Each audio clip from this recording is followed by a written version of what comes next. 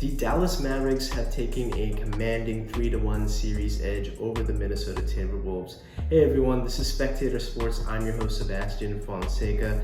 Please drop a like and subscribe to the channel if you haven't done so already, and let's break down Game 3 of the Western Conference Finals. The Dallas Mavericks are on the brink of appearing in the NBA Finals for the first time in 13 years. They got another electric performance from their dynamic backcourt duo of Kyrie Irving and Luka Doncic, each having 33 points in this game, combining for 66 points.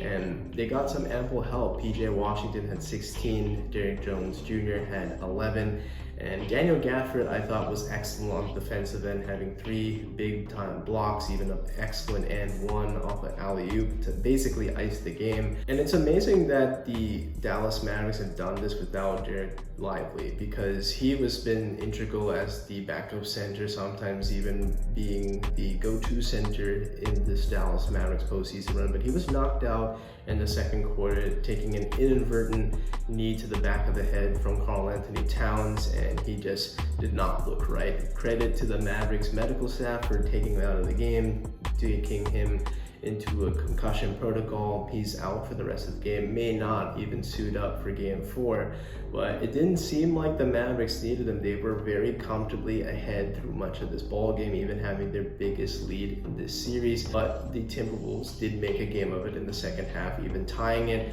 But yet again, unless the Timberwolves blow the Mavericks out, I'd always feel like as long as the game is very much hanging in the balance, teetering one side to the other, it favors the Mavericks. The Wolves might have been the kryptonite to the Denver Nuggets with their length and their physicality, but they just don't seem like that against the Dallas Mavericks. This is just a mismatch all over the board.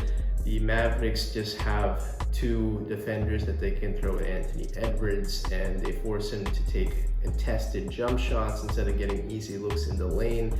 And he's been good in certain times just with great shot making, but consistently in games 1 and 2 he was not great. In game 3 he was solid, but you need an excellent performance for them to get back into the series, and they just didn't get that. Massive credit to Derrick Jones for providing that ample defense right there.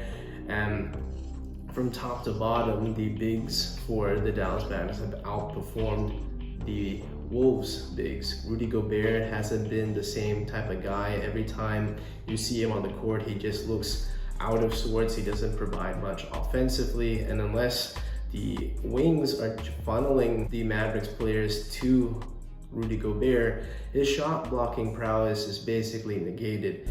And you're seeing Karl Anthony Towns jack up jump shot after jump shot after jump shot, shooting 0 for 8 from deep in game 3. And this is part of a very troubling slump that he's been in, dating back to the conference semifinals. But just in this series alone, in the conference finals, he's shot just 28% from the field. He shot just 14% from deep. You got to think about him changing his game, getting shots closer to the basket just to get some confidence going, maybe, and seeing some better offensive production. Game 2, remember, he was benched for Naz Reid. I think Naz Reid has probably been the best player on the Minnesota Timberwolves in this series, but it just hasn't been enough. And we're seeing the Wolves just getting played off the court consistently. And maybe it's just not their time, but we also have to credit the Dallas Mavericks. Every time you see this game hanging in the balance, it's in clutch time. I know that Mavericks are going to get the job done. They have the experience. They have 2 excellent closers, and both of them in the backcourt can make their own shot. They can create for others and just kind of figure out the game as it comes to them. The biggest disparity that we're seeing is that Dallas can operate in the half court a lot better. They don't have to get up on the run. They don't have to just force turnovers and get transition buckets left and right.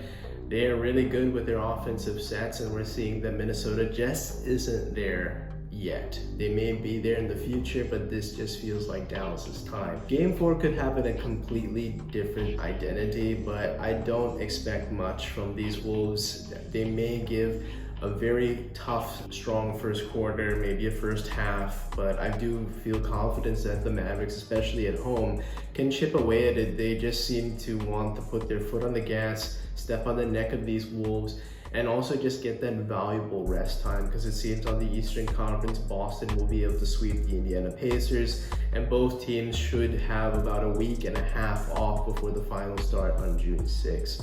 So I do expect the Mavs to complete the sweep and get back to the conference finals for the first time in 13 years.